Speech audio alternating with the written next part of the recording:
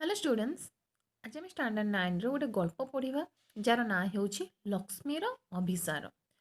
लक्ष्मीर अभिसार जी कि लेखक जी कि होउछन्ति मनोज दास। मनोज दास होउछन्ति लेखक। समस्त मनोज दास को जानिथिबो। ये आम ओडिशार बालेश्वर जिल्लार भोगराई अंतर्गत शंखारी ग्राम से जन्म लाभ करथिले। ओडिया साहित्य से केवल गर्व नुहति, आंतर्जातीय क्षेत्र में से जड़े सम्मानित लेखक। माने आंतर्जातीय क्षेत्र में सम्मान मिली।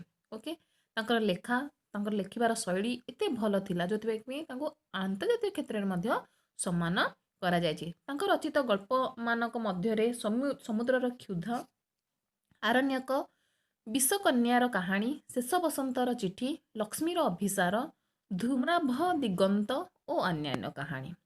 आबपुरुष और अन्यान्य कहानी, अवलोकरा कहानी, मनोज पंचविंशति एवं मनोज दासଙ୍କର कथा और कहानी आदि प्रधान। ଏହା ବ୍ୟତୀତ ସେ ରଚନା କରିଛନ୍ତି ପ୍ରଭଞ୍ଜନ, ଗୋଧୂଳିର ବାଘ, ଅମୃତ ଫଳ, ଚନ୍ଦ୍ରାଲୋକର ପ୍ରହରୀ, ଆକାଶର ଇସାରା ଆଦି ଉପନ୍ୟାସ। ଉପନ୍ୟାସ ବି ମଧ୍ୟ ସେ ରଚନା କରିଛନ୍ତି। ସେ ମଧ୍ୟ ଭ୍ରମଣ କାହାଣୀ ବି ମଧ୍ୟ ଲେଖିଛନ୍ତି। ପ୍ରବନ୍ଧ ଯେଉଁଟାକି ରଚନା ବି ବହୁତ ସାରା ପ୍ରବନ୍ଧ ବି ମଧ୍ୟ ରଚନା କରିଛନ୍ତି। ସେ ପଣ୍ଡିଚେରୀରେ ଅବସ୍ଥିତ ଶ୍ରୀ ଅରବିନ୍ଦ ଆନ୍ତର୍ଜାତୀୟ ଶିକ୍ଷା କେନ୍ଦ୍ରରେ ଅଧ୍ୟାପନାରତ। ଓକେ, ସେ କେନ୍ଦ୍ର ସାହିତ୍ୟ ଏକାଡେମୀ, ଓଡ଼ିଆ ସାହିତ୍ୟ ଏକାଡେମୀ ପୁରସ୍କାର ସହିତ ଶାଳ ସମ୍ମାନ, ବିଦ୍ୟା ଭାରତୀ ସମ୍ମାନ ଓ ସରସ୍ୱତୀ ସମ୍ମାନ ମଧ୍ୟ ଲାଭ କରିଛନ୍ତି। ଏଇ ଯେଉଁ ଗଳ୍ପଟି ଛୋଟ ପିଲାଙ୍କର ସରଳ ବିଶ୍ୱାସର ପରିଚୟ ଦିଏ। ଗଭୀର ବାତ୍ସଲ୍ୟ ବୋଧର ଏହା ଏକ କରୁଣ ଚିତ୍ର। ତ ଆମେ ଯଦି କହିବା ମନୋଜ ଦାସଙ୍କର କାହାଣୀ, ଯିଏକି ଲକ୍ଷ୍ମୀର ଅଭିସାର, ଯେ ଗୋଟେ ଛୋଟିଆ ଝିଅର କେମିତି ତାର କେଉଁ ବିଶ୍ୱାସ ରହିଥିଲା, ତାର କ'ଣ ଇଚ୍ଛା ଥିଲା, ସେଇ ଗଭୀର କଥାକୁ ସେ ଏଠି ଗୋଟେ କରୁଣ ଚିତ୍ରକୁ ଏଠି ସେ ପ୍ରଦାନ କରିଛନ୍ତି। ତ ଲେଖକ ବିଷୟରେ ଯଦି ଆମେ ଜାଣିବା, ଲେଖକ ବହୁତ ସାରା ଲେଖା, ତାଙ୍କର ଏତେ ବଢ଼ିଆ ଲେଖା ପାଇଁ ସେ କ'ଣ ନା ବହୁତ ସାରା ସମ୍ମାନରେ ମଧ୍ୟ ସମ୍ମାନିତ। ଯେମିତି କହିବା କେନ୍ଦ୍ର ସାହିତ୍ୟ ଏକାଡେମୀ ତାଙ୍କୁ ଏକାଡେମୀ ଦ୍ୱାରା ପୁରସ୍କୃତ, ଓଡ଼ିଆ ସାହିତ୍ୟ ଏକାଡେମୀ ପୁରସ୍କାର ସହିତ ତାଙ୍କୁ ସମ୍ମାନିତ କରାଯାଇଛି, ସାରଳା ସମ୍ମାନ ଦିଆଯାଇଛି, ବିଦ୍ୟା ଭାରତୀ ସମ୍ମାନ ଏବଂ ସରସ୍ୱତୀ ସମ୍ମାନ ମଧ୍ୟ ସେ ଲାଭ କରିଛନ୍ତି। ଖାଲି ଏତିକି ନୁହେଁ, ତା ଛଡ଼ା ବି ସେ କ'ଣ ନା ଆନ୍ତର୍ଜାତୀୟ କ୍ଷେତ୍ରରେ ମଧ୍ୟ ଜଣେ ସମ୍ମାନିତ ଲେଖକ। ସେ ବହୁତ ସାରା ବି ଗଳ୍ପ, ଯେମିତି କହିବା କି ଆମେ ସମୁଦ୍ରର କ୍ଷୁଧା, ଏମିତି ସେ ବହୁତ ସାରା ରଚନା ବି କରିଛନ୍ତି। ଖାଲି ଗଳ୍ପ ରଚନା କରିନାହାନ୍ତି, ପ୍ରବନ୍ଧ, ଭ୍ରମଣ କାହାଣୀ, ପ୍ରବନ୍ଧ, ଉପନ୍ୟାସ ଏସବୁ ସେ ରଚନା କରିଛନ୍ତି। ଖାଲି ତାଙ୍କ ରଚନା ଗୁଡ଼ିକ ହିଁ ଆମର କହିଲେ ବଡ଼ ସମ୍ପଦ ବୋଲି କହିଲେ। ଓଡ଼ିଶାରେ ଏତେ ସେ ଖ୍ୟାତି ଲାଭ କରିଛନ୍ତି ଓଡ଼ିଶାରେ।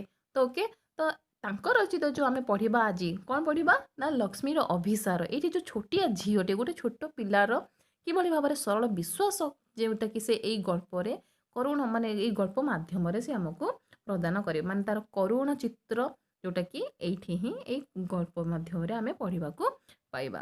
ଓକେ, ତ ଆମେ ବିଷୟବସ୍ତୁକୁ ଯିବା।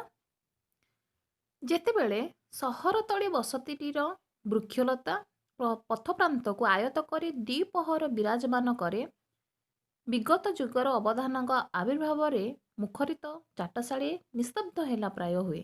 ବସତିଟିର ଅବସ୍ଥା ସେତିକିବେଳେ ମନ୍ଦିରର ଦକ୍ଷିଣ ପାର୍ଶ୍ୱସ୍ଥ କୃଷ୍ଣଚୂଡ଼ା ଗଛର ଛାଇ ତଳୁ ଉଙ୍କି ମାରେ ଲକ୍ଷ୍ମୀ। ତ ଏଠି ଗୋଟେ କଥା କୁହାଗଲା, ଯେତେବେଳେ ସହରତଳି ବସତିଟିର ବୃକ୍ଷଲତା ପଥପ୍ରାନ୍ତକୁ ଆୟତ କରି ଦ୍ୱିପହର ବିରାଜମାନ କରେ। ତ ଏଠି ବିଗତ ଯୁଗର ଅବଦାନଙ୍କ କଥା କୁହାଯାଇଛି। ଯେତେବେଳେ ଆଗରୁ ତ ସ୍କୁଲ ନଥିଲା, ତ ଯେତେବେଳେ ଚାଟଶାଳୀରେ ପିଲାମାନେ ପାଠ ପଢ଼ୁଥିଲେ, ତ ସେତେବେଳେ ଯେଉଁ ସାରଙ୍କ ଅବଦାନ ହିଁ କୁହାଯାଉଥିଲା। ତ ଅବଦାନ ଆସିଲା ମାନେ କ'ଣ ହେଉଥିଲେ ନା, ପିଲାମାନେ ଯେତେ ସବୁ କୋଳାହଳ କରୁଥିଲେ ନା, ସବୁ ଚୁପ୍ ହେଇଯାଉଥିଲେ। ତ ସେମିତି ସହରତଳି ବସତିଟା କ'ଣ ହେଉଛି ନା, ବୃକ୍ଷଲତା ପଥପ୍ରାନ୍ତକୁ ଯେମିତି ଆୟତ୍ତ କରିକି ନିଜ କବଳରେ କରିକି ରଖିଥାଏ, ସେମିତି ଯେମିତିକି ବିଗତ ଯୁଗର ଅବଦାନ ବି ମଧ୍ୟ ଯେମିତି ସାମ୍ନାରେ ଯେତେବେଳେ ଆସିଯାଆନ୍ତି, ଚାଟଶାଳୀ ଯେମିତି ନିସ୍ତବ୍ଧ ହେଇଯାଏ। ମାନେ କ'ଣ କରନ୍ତି ନା, ପିଲାମାନେ ହୋ ହାଲ୍ଲା କରନ୍ତି। ତ ଯେତେବେଳେ ଅବଧାନ ଆସନ୍ତି ବା ସାର୍ ଆସନ୍ତି, ସେତେବେଳେ କ'ଣ କରନ୍ତି ନା, ସେମାନେ ଚୁପଚାପ ହେଇକି ବସିଯାଆନ୍ତି। ତ ଠିକ୍ ସେହିଭଳି ବସତିଟିର ଅବସ୍ଥା, ମାନେ ଗୋଟେ ବସତି କଥା, ମାନେ ଗୋଟେ ବସ୍ତି କଥାକୁ ଏଠି ମାନେ ବୁଝାଯାଇଛି। ଯେଉଁ ବସ୍ତି କ'ଣ ପୁରା ଏମିତିକି ଚୁପଚାପ ଅବସ୍ଥାରେ ହିଁ ଅଛି। ସେତିକି ବେଳେ ଯେତେବେଳେ ଚୁପଚାପ ସମସ୍ତେ ଥାନ୍ତି, ମାନେ କିଛି, ମାନେ କେହି ବାହାରକୁ ନଥାନ୍ତି, ସେତେବେଳେ କ'ଣ ନା, ସେତିକି ବେଳେ ମନ୍ଦିରର ଦକ୍ଷିଣ ପାର୍ଶ୍ୱସ୍ଥ କୃଷ୍ଣଚୂଡ଼ା ଗଛରେ ଛାଇ ତଳୁ ହିଁ ଉଙ୍କି ମାରେ କିଏ ନା, ଲକ୍ଷ୍ମୀ। ତ ଲକ୍ଷ୍ମୀ ହେଉଛି ଗୋଟିଏ ଛୋଟିଆ ଝିଅଟିଏ, ଯିଏକି ସେଇ ସମୟରେ ତାହାରି ଗାଁରେ ବା ତା ବସ୍ତି ପାଖରେ ଥିବା ଗୋଟେ କୃଷ୍ଣଚୂଡ଼ା ଗଛର ଛାଇ ତଳୁ ହିଁ ସେ ଦେଖା ଦିଏ। କାହିଁକି ସେଇଠାରେ କାହିଁକି ସେ ଲୁଚିକିରି ଥାଏ ସେ ବିଷୟରେ ଆମେ ଆଗକୁ ପଢ଼ିବା। ବଡ଼ ଡର ଇଚ୍ଛା ଥରେ ମନ୍ଦିର ପ୍ରାଙ୍ଗଣ ଭିତରକୁ ଆସିଯିବା ପାଇଁ। ବଡ଼ ଇଚ୍ଛା ଥରେ ମନ୍ଦିର ଭିତରକୁ ପଶିଯିବା ପାଇଁ। ମାନେ ଏଠି ତାର ରହିଛି କ'ଣ ନା ଗୋଟିଏ ଇଚ୍ଛା। କ'ଣ ସେଇ ଇଚ୍ଛା? ଯଦି କେହି ଲୋକ ଗହଳି ଥାଏ ତାହେଲେ ସେ କ'ଣ କରିବ? ଆସିପାରିବ ନାହିଁ। କ'ଣ ସେଇ ଇଚ୍ଛା ତାର? ନା ତାର ଇଚ୍ଛା ହେଉଛି ସେ ଯେଉଁ କୃଷ୍ଣଚୂଡ଼ା ପାଖରେ କ'ଣ ଅଛି ନା ଗୋଟେ ମନ୍ଦିର ଅଛି। ସେ ମନ୍ଦିରର ପ୍ରାଙ୍ଗଣ ମାନେ ଅଗଣାକୁ କ'ଣ କରିବ ନା ଅଗଣା ଭିତରକୁ ଆସିଯିବା ପାଇଁ। ଏବଂ ବଡ଼ ଇଚ୍ଛା ଯେ ଥରେ ମନ୍ଦିର ଭିତରକୁ ପଶିଯିବା ପାଇଁ। ତ ଲକ୍ଷ୍ମୀର ଇଚ୍ଛା କ'ଣ ଥିଲା? ନା ଇଚ୍ଛା ଏହା ଥିଲା ଯେ ସେ ମନ୍ଦିର ଭିତରକୁ ଯିବ। କେମିତି ସେ ମନ୍ଦିର ଭିତରକୁ ଯିବ? କିନ୍ତୁ ବଡ଼ ଡର ସେଇ ବୁଢ଼ା ପୂଜାରୀଟିକୁ। ପୂଜାରୀ କିଏ? ନା ମନ୍ଦିରର ଯିଏ ପୂଜକ। ତ ସେଇ ମନ୍ଦିରର ପୂଜାରୀକୁ ସେ ବହୁତ କିନ୍ତୁ ଡରେ। ସେ ମନ୍ଦିର ଭିତରକୁ ନ ପଶିବାର କାରଣ ସେ ପୂଜାରୀ କ'ଣ କରେ? ତାକୁ ମନ୍ଦିର ଭିତରେ ପଶିବାକୁ ଦିଏ ନାହିଁ। ଯୋଉଥିପାଇଁ ସେ ଚାହେଁ କ'ଣ? ସେ ଚାହେଁ ଯେ ସେ ମନ୍ଦିର ଭିତରକୁ ପଶିଯିବା ପାଇଁ, କିନ୍ତୁ ଡରେ ପୂଜାରୀ କାଳେ ଥିବ। ଓକେ, ତ ସେ ପୂଜାରୀକୁ ଡରି କରି ମନ୍ଦିର ଭିତରକୁ ଯାଏ ନାହିଁ। ସେ ପଣ୍ଡିତ ଦେଖିବା ମାତ୍ରେ ପଚାରି ଦେବେ ମାନସାଙ୍କ, ନତୁବା ଗୋଟାଏ ତାତ୍ପର୍ଯ୍ୟପୂର୍ଣ୍ଣ ସାଧୁ ଶବ୍ଦର ଅର୍ଥ। ସେ କାହିଁକି ବି ପୁଣି ଡରେ? ନା କାଳେ ପୂଜାରୀ କ'ଣ କଲେ? ପଚାରି ଦେବେ ମାନସାଙ୍କ ମାନେ ମାନସାଙ୍କ ଗଣିତ ପଚାରି ଦେବେ। ଯଦି କହି ନ ପାଇଲ ପୁଣି କ'ଣ ହେବ? ନିହାତି ଭାବରେ ଗାଳି। ତ ନତୁବା ଗୋଟେ ତାତ୍ପର୍ଯ୍ୟପୂର୍ଣ୍ଣ ସାଧୁ ଅର୍ଥ ମାନେ ସାଧୁ ଶବ୍ଦର ଅର୍ଥ। ତୁମେ ଜାଣିଛ ଯେ ସାଧୁ ଶବ୍ଦ କହିଲେ କ'ଣ ଏଠି? ନା ଏଠି ଗୋଟେ ସାହିତ୍ୟର ଉପଯୁକ୍ତ ମାର୍ଜିତ ଶବ୍ଦ। ଯେତେ ବଡ଼ ପଣ୍ଡିତ ତାଙ୍କ ଭାଷାରେ ଥିବ ସେଇଭଳିଆ ମାର୍ଜିତ ଶବ୍ଦ। ଓକେ, ତ ଇଏ ତ ଜଣେ କ'ଣ ପୁରୋହିତ ପଣ୍ଡିତ, ଶାସ୍ତ୍ର ବେଦ ସବୁ କ'ଣ କରିଥିବେ? ପାଠ କରିଥିବେ। ତେଣୁ ତାର ଅର୍ଥ ବି ସେ ଅବଶ୍ୟ ବି ଜାଣିଥିବେ। ତେଣୁ ଏ ସାଧୁ ଶବ୍ଦ ମାନେ କ'ଣ କହିଲ? ବୁଝିପାରିଲ ତ? ସାହିତ୍ୟର ଉପଯୁକ୍ତ ମାର୍ଜିତ ଶବ୍ଦ ମାନେ ସାହିତ୍ୟ ଶବ୍ଦ। ତାକୁ ଯଦିକା ପଚାରି ଦେବେ ତାହେଲେ ସେ ହେଇ ଶବ୍ଦ ଗୁଡ଼ିକୁ ଉତ୍ତର ଦେଇ ନପାରେ। ଓକେ, ସେ ତ ହୁଏତ ଦେଇ ନପାରେ। ତ ସେଥିପାଇଁ ସେ ଡରେ। ସର୍ବୋପରି ଠାକୁରଙ୍କ ନିଜ ଲୋକ ହିସାବରେ ମନ୍ଦିର ଆଖପାଖରୁ ପିଲାମାନଙ୍କୁ ତଡ଼ିବା ତାଙ୍କର ଅନ୍ୟତମ କାମ। ଆଉ ଗୋଟେ କଥା, ସେ ପଣ୍ଡିତ କେବେ ବି ଚାହାନ୍ତିନି ଯେ ଠାକୁରଙ୍କ ପାଖକୁ କେଉଁ ପିଲା ବି ଆସନ୍ତୁ। ତ ସର୍ବୋପରି ଠାକୁରଙ୍କର ନିଜ ଲୋକ ହିସାବରେ, ଠାକୁରଙ୍କ ନିଜ ଲୋକ କିଏ? ନା ପଣ୍ଡିତ ନିଜେ ଭାବେ। ତ ସେ ଭାବେ ଯେ ମୁଁ ହେଲେ ଠାକୁରଙ୍କ ନିଜ ଲୋକ, ତେଣୁ ମନ୍ଦିର ଆଖପାଖକୁ କେହି ବି ପିଲା ଆସିବା ଦରକାର ନାହିଁ। ତେଣୁ ପିଲାଙ୍କୁ ତଡ଼ିବା ପାଇଁ ତ ପୂଜାରୀ କ'ଣ କରେ? ନା ଏଇଭଳିଆ ଲକ୍ଷ୍ମୀ ଯେମିତି ଡରେ ତ ସେଭଳି ଅନ୍ୟ ବି କେହି ଡରୁଥିବେ। ବଟ୍ କାହିଁକି ଡରନ୍ତି? ନା ଏଇଭଳି ସେ ପ୍ରଶ୍ନ ଯେହେତୁ ପଚାରନ୍ତି। ଓକେ, ତମେ ଭଲସେ ବୁଝିପାରିଲ ଯେ ଲକ୍ଷ୍ମୀ ମନ୍ଦିର ଭିତରକୁ ଚାହେଁ ମନ୍ଦିର ଭିତରକୁ, କିନ୍ତୁ ପଶିପାରେନି। କାହିଁକି? ନା ସେ ଯେଉଁ ପୂଜାରୀ ଥାଆନ୍ତି କ'ଣ କରନ୍ତି? ନା ପୂଜାରୀ କ'ଣ କରନ୍ତି? ମାନସାଙ୍କ ପଚାରନ୍ତି, ନଚେତ ଗୋଟେ ତାତ୍ପର୍ଯ୍ୟପୂର୍ଣ୍ଣ ସାଧୁ ଶବ୍ଦର ଅର୍ଥ ପଚାରନ୍ତି, ଯଦ୍ୱାରା କି ସିଏ ଯିବାକୁ ଡରେ। ଓକେ, ଆଗକୁ ଯିବା। ଅନେକ ଦ୍ୱିପହର ପରେ ଆଜି ପୂଜାରୀ ପଣ୍ଡିତ ଶୋଇପଡ଼ିଛନ୍ତି। ଓକେ, ତ ଆଜି ହେଉଛି ସୁଯୋଗ। ଲକ୍ଷ୍ମୀ କ'ଣ ପାଇଁ ଲୁଚିଥିଲା ସେଇ କୃଷ୍ଣଚୂଡ଼ା ଗଛ ଛାଇ ତଳେ? ତ କୃଷ୍ଣଚୂଡ଼ା ଗଛ ତଳେ ସେ ସବୁବେଳେ ଆସିକି ଲୁଚେ, ସୁଯୋଗ ଖୋଜେ ମନ୍ଦିର ଭିତରକୁ ପହଞ୍ଚିବା ପାଇଁ।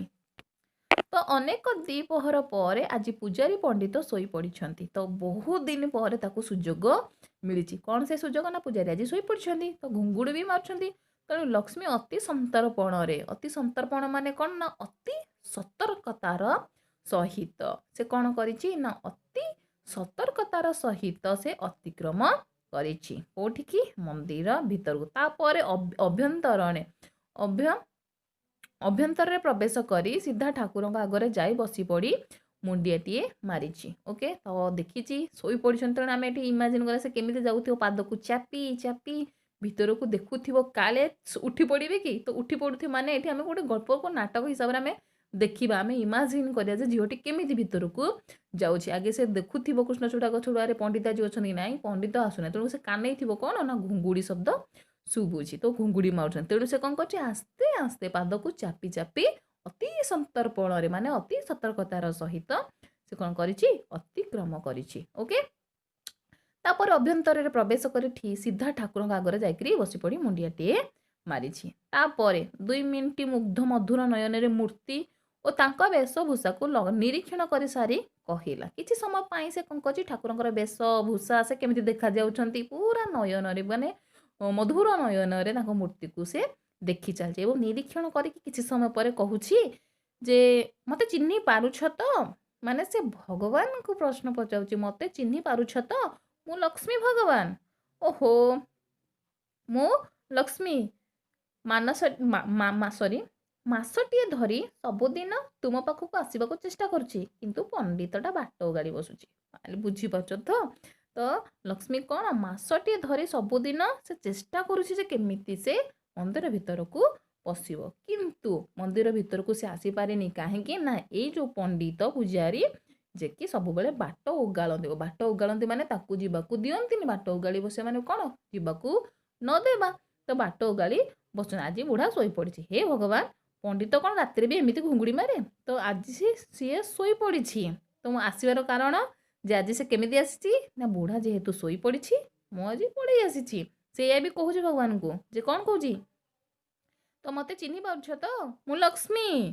ଓ ଭଗବାନ, ମାସଟିଏ ଧରିକିରି ସବୁଦିନ ତୁମ ପାଖକୁ ଆସିବାକୁ ଚେଷ୍ଟା କରୁଛି, କିନ୍ତୁ ପଣ୍ଡିତ ବାଟ ଓଗାଳି ବସୁଛି, କିନ୍ତୁ ଆଜି ବୁଢ଼ା ଶୋଇପଡ଼ିଛି। ଓକେ, ଏଇଭଳି ସେ କହୁଛି। ହେ ଭଗବାନ, ପଣ୍ଡିତ କ'ଣ ରାତିରେ ବି ଏମିତି ଘୁଙ୍ଗୁଡ଼ି ମାରେ? ଏମିତି ବି ସେ ପ୍ରଶ୍ନ ବି ପଚାରୁଛି। କ'ଣ ଏଇ ଯେଉଁ ଘୁଙ୍ଗୁଡ଼ି ବର୍ତ୍ତମାନ ସେ ମାରୁଛି ନା, ଯେଉଁ ବୁଢ଼ା ପଣ୍ଡିତ ବୁଢ଼ା, ତ କ'ଣ ଏମିତି ରାତିରେ ବି ଘୁଙ୍ଗୁଡ଼ି ମାରେ? ତୁମର ନିଦ ହୁଏ କେମିତି ପ୍ରଭୁ? ତ ବୁଢ଼ା ଏତେ ଦୋଷ ଯଦି ଘୁଙ୍ଗୁଡ଼ି ମାରେ, ତମେ କେମିତି ଶୁଅ? ତମକୁ କେମିତି ନିଦ ହୁଏ? ଏମିତି ମାନେ ସେ ଭଗବାନଙ୍କୁ ପ୍ରଶ୍ନ ପଚାରୁଛି। ତ ଏଇଠି ଆମେ ଦେଖୁଛେ କ'ଣ, ଯେତେବେଳେ ସେ ଭଗବାନଙ୍କୁ ପ୍ରଶ୍ନ ପଚାରୁଛି ଆମେ ଦେଖୁଛେ ଯେ ତା ମନରେ କ'ଣ କିଛି ନାହିଁ, କେବଳ ଭଗବାନଙ୍କ ପ୍ରତି କ'ଣ ଗଭୀର ଭଲ ପାଇବା ହିଁ ଅଛି।